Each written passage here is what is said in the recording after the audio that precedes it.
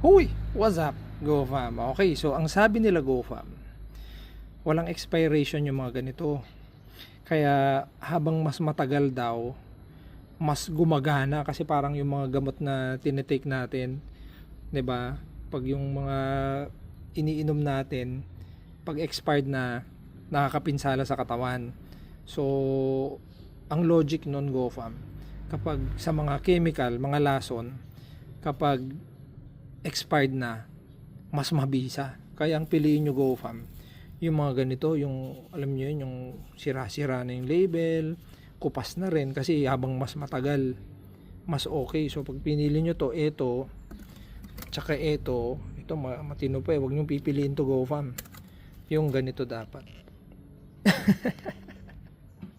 Okay, so shout out nga pala. Okay, so ito challenge natin GoFam.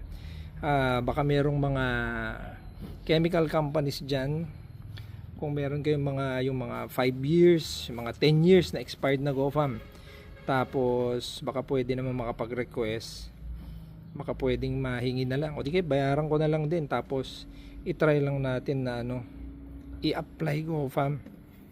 Parang ito, hindi ko alam kung ano expiration nito. Ayan, ginawa to nung 2019. So 19, 20, okay, tagal na to.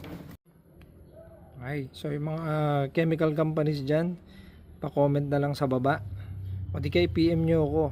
So pag meron kayong mga maganda, mga 10 years, try natin yung 10 years na expired na GoFam, para i-compare lang natin kung mas matagal, mas luma, mas mabisa, para i-compare lang natin kung totoo yung sinasabi ng mga agri-supply.